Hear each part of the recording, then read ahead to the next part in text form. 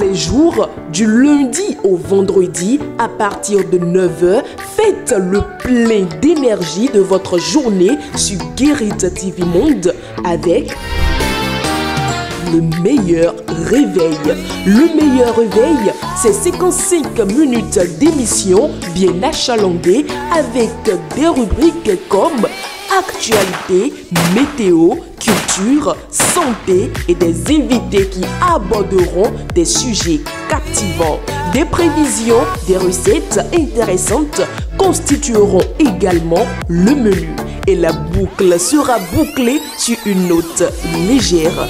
Prenez donc le rendez-vous pour votre dose d'énergie matinale en direct. Le meilleur réveil, c'est sur le leader des Web TV.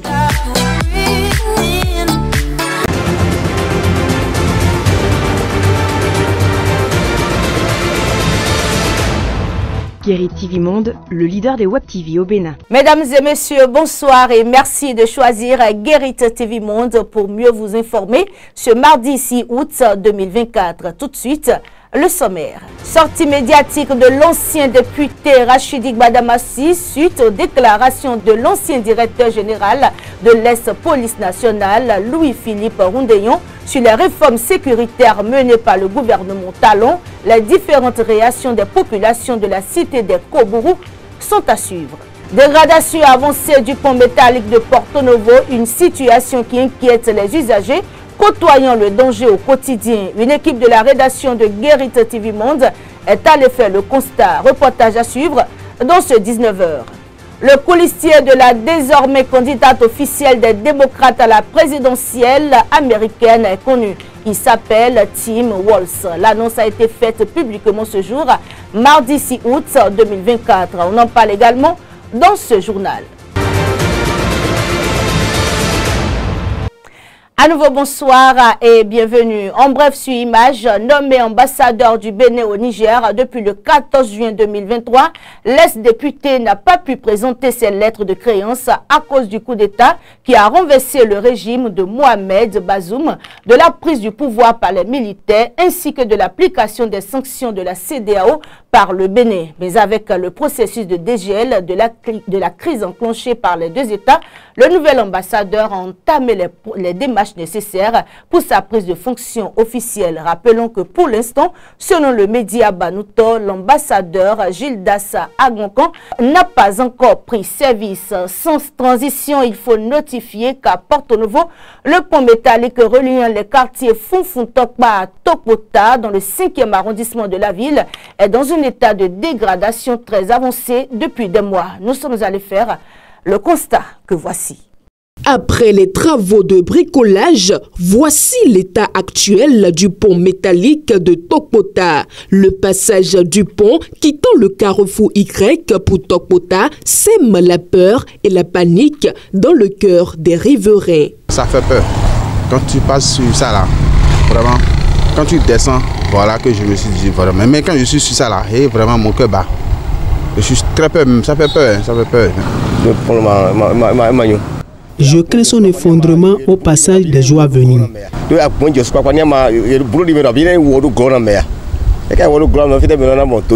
Le pont métallique est non seulement rouillé, mais également troué et fissuré. Le passage sur ce dernier est une véritable source d'inquiétude pour les usagers qui remarquent quotidiennement son état désastreux. Ça donne le son quand on passe sur ça, surtout si tu es sur moto.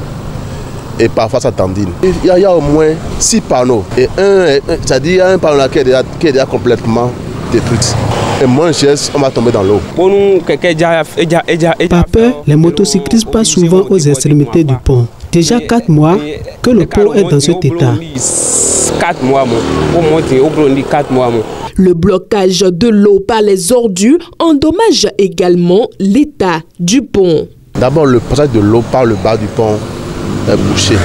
Et c'est ça surtout qui endommage. Il arrive à des moments où, s'il pleut, même ce pavé sur lequel nous sommes là est rempli de l'eau. Le pont, on n'arrive même pas à voir les fers. Donc, d'abord, le passage de l'eau doit être revoir par la mairie de Porto Novo. Et aussi, et revoir aussi l'état du pont. Les riverains, conscients du danger qu'ils courent, lancent des appels aux autorités. Vraiment, il faut qu'on nous aide, nous ne sommes pas en sécurité. Il faut que les chefs peuvent venir voir ce qui se passe. Nous implorons l'aide des autorités compétentes pour la réparation du pont. J'interpelle sincèrement le maire de la ville de Porto-Novo et madame la SE de la mairie de Porto-Novo pour qu'ils puissent faire leur diligence à voir réellement l'état dans lequel se trouve le pont. La mairie de la ville de Porto-Novo, informée de la situation, est appelée à répondre au cri du cœur des usagers du pont. De Porto-Novo, rendons-nous à Parakou pour parler de Rachidi Gbadamassi, ancien député à l'Assemblée nationale pendant 5 législatures, ancien président du groupe parlementaire, ancien président de la commission en charge de la défense et de la sécurité de l'Assemblée nationale, premier vice-président du réseau des parlementaires africains, membre des commissions de défense et de sécurité, n'est pas resté silencieux suite aux déclarations de l'ancien directeur général de l'Ex-Police nationale, Louis-Philippe Roundeyon, sur les réformes sécuritaires menées par le gouvernement Talon. Les citoyens de la cité des Kobourou réagissent diversement à ce rétablissement de la vérité par l'ancien parlementaire. Ils sont au micro d'Anselme Orisha et David Yémé. Je vais déjà embrasser le point de vue de l'honorable Rachidi Gbadamassi parce que je pense que aujourd'hui les forces de l'ordre sont beaucoup plus communautaires, si vous me permettez de le dire ainsi, puisqu'on constate leur présence partout dans les vents, partout où on passe, on les voit, et je pense que ça contribue quand même à la protection des citoyens, du pays et de tout ce qu'il faut. Donc vous voyez, depuis que cette réforme a été mise en place, on a quand même constaté une diminution du taux des braquages et des cybercriminels. Nous avons constaté beaucoup de choses quand même que les forces de l'ordre font et qui contribuent quand même à la protection de notre pays. Je pense que M. Gbadamassi est mieux placé pour parler de cette situation. Déjà, il faut dire qu'il n'y avait pas vraiment de base de la gendarmerie dans presque toutes les villes. Maintenant, avec la fusion avec la police républicaine, avec la police, qui devait mener la police républicaine, il y a de la présence partout sur le territoire national. La présence des policiers est constante. Voilà. Et pour moi, je pense que M. Gbadamassi a raison, parce que pour contre-attaquer vraiment les malfrats et l'insécurité, il faille qu'il y ait une présence ponctuelle des policiers sur le plan national. Même qu'il est sage, il peut aussi se perdre dans ses idées. Et paraît-il qu'il a été mis aussi à la retraite. Donc, il peut avoir déjà ce feu en lui qui va vouloir dénoncer quelque chose. Selon moi, entre les deux, je pense que l'ancien directeur de la police républicaine a parfaitement raison. Parce qu'en tant qu'un ancien de la maison, il sait très bien ce qui se passe là-bas et il est bien placé pour nous parler des réalités de leur milieu. Il a raison parce que bon, les policiers aujourd'hui, si on est policier, c'est pas aller arrêter des cas seulement qui fait le truc. Il faut aussi la nuit circuler dans les zones reculées et voir ce qui se passe dans la ville. Parce que les gens, les banditismes, ça continue. On arrache des motos, on braque des lieux et la police n'est jamais là pour intervenir. Honnêtement, pour être franche, je soutiens en premier part les dits de l'honorable Rachidi Gbadamassi. Puisqu'il défend les normes judiciaires du pays, il défend les principes de la loi et aussi en d'autres termes, ce qu'il dit est avéré vrai. Parce qu'il n'est pas en train de défendre ce qu'il arrange, il défend une cause commune. Parce que c'est ce que nous voyons vraiment sur le terrain. Aujourd'hui, nous voyons vraiment que partout, un peu partout, la police nationale, du moins, les patrouilles sont un peu partout. La police républicaine, les patrouilles sont un peu partout, dans les vents, dans les quartiers même qui sont même isolés, on constate un peu la présence des policiers un peu partout. La police et la gendarmerie qui se sont fusionnés, qui a donné la police républicaine, que la population soit vraiment content au lieu que ce soit une police communautaire où elles seront plus proches de la population. Nous constatons que ce n'est pas le cas. Aujourd'hui, quand la population voit les policiers ils sont contre. Ils ne sont pas contents parce que ce que nous vivons sur le terrain avec ces policiers, ce n'est pas de la joie. Si c'est moi, c'est vrai que Honorable Padamassi a dit, c'est vrai. Toutes les populations, nous sommes contents de lui parce que on a beaucoup plus de braquages avant. Mais aujourd'hui, là, nous sommes la paix.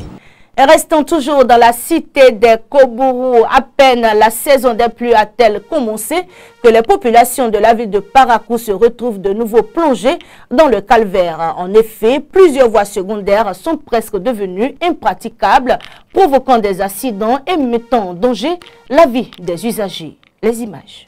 Circuler dans certains quartiers de la ville de Parakou en cette période de pluie relève d'un casse-tête pour les usagers. Les voies secondaires sont dégradées et sont devenues presque impraticables. C'est le cas dans le quartier Kwerouguera, dans le premier arrondissement de la ville. Cette voie-là, elle n'est jamais praticable comme d'habitude. N'importe qui parle de Kwerouguera, c'est que Kwerouguera n'a pas de voie. Moi, j'avais loué dans le quartier, mais à cause de l'état de la voie, j'ai dû replier, louer encore dans un autre quartier. Parce que la voie n'est pas du tout praticable. Comme vous-même le voyez, la voie de Kwerouguera-Albaïka, c'est vraiment impraticable. Surtout au moment de la pluie, comme vous le voyez, nous souffrons beaucoup. Du coup, notre seul établissement est encore dans la localité d'Albaïka. Nous traversons beaucoup de difficultés pour y aller là-bas, même en saison pluvieuse comme en saison sèche. Cette situation met en danger la vie des usagers au quotidien, comme le précisent certains habitants rencontrés. Il y a fréquemment des braquages ici à cause de l'état de la voie. Parce que la voie n'est pas bonne, on s'en va doucement et puis les gens profitent quand il fait un peu tard, un peu sombre là. Les gens profitent de cette occasion parce qu'on ne peut pas aller à vive allure. Donc on intercepte les gens, on prend les motos et on les fait du mal. Donc c'est vraiment pas bien pour le quartier. Et je crois que cela a perdu beaucoup. Donc si les autorités peuvent vraiment penser à ce quartier, ça nous fera beaucoup plaisir. Par rapport à l'état de la voie, nous traversons d'abord des cas d'insécurité, des difficultés de pratique, je dirais, de la voie et encore plusieurs d'autres choses en fait. Nous entendons parler de chaque fois que la voie est en projet de réalisation. Depuis moi, mon enfant, je vois la voie, mais ça n'a jamais été fait. Nous disons aux autorités de Parakou de penser à la voie de Kwerouguera-Albaïka. Nous souffrons tellement en ce qui concerne la voie Albaïka-Kwerouguera. Et c'est une voie qui est vraiment praticable, qui est vraiment populaire, je dirais. Le constat est identique dans le quartier Ouansurugar, où les populations sont obligées de garer leurs moyens de déplacement en saison pluvieuse. On n'a aucun vent qui est bon. On a garé tous nos engins et puis c'est à pied, on se promène et c'est des trous partout dedans. Bon, vous allez constater, si vous rentrez dans la ville, vous allez voir, dans l'intérieur de la ville, vous allez voir que tous ces trous, pour rentrer, sortir même là, avec votre véhicule, vous allez voir que vous aurez une difficulté à sortir, bien à rentrer. C'est la voie là, vraiment, tout dégradé. Je n'ai pas d'ici, même la voie pour les enfants, Kwerouguera, CG, Albaïka là. Ça là, on n'en parle pas. Les autorités concernées sont donc appelées à répondre aux préoccupations des habitants. En attendant, ceux-ci continuent de vivre les calvaires. Merci à vous Anselme Orisha et David Yémé. La page inter, c'est après cette virgule.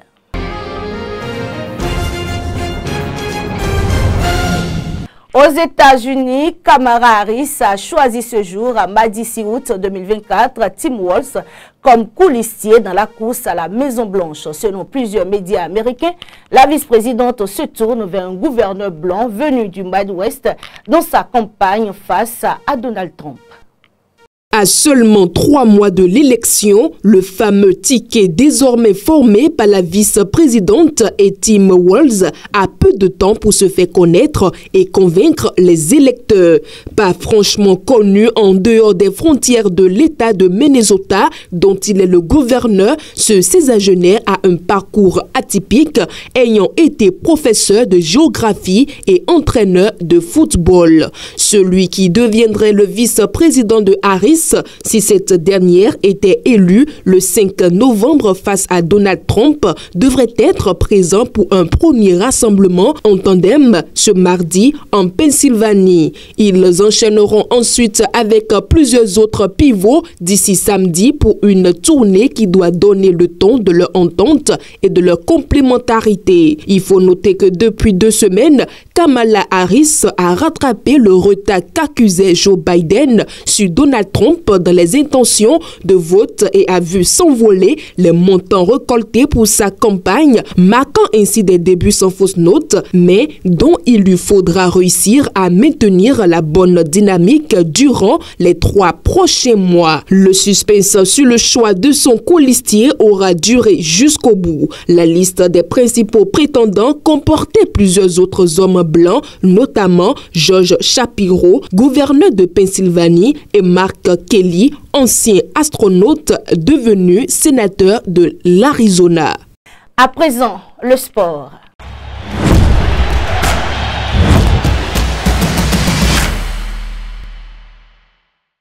Les demi-finales de l'épreuve de football masculin des Jeux Olympiques de Paris 2024 ont livré leur verdict. Le sort des 2 équipes africaines encore en compétition est scellé. Avec Patrice Ayonton, découvrons les noms des 2 équipes finalistes du football masculin édition 2024 des Jeux Olympiques.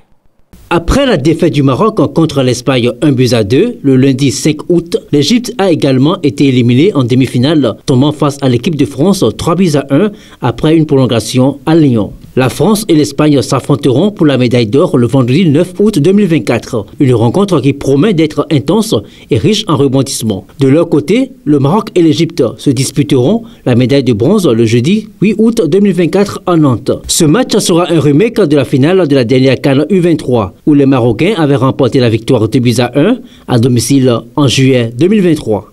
Ainsi se referme cette édition. Merci de nous avoir suivis et bonsoir chez vous.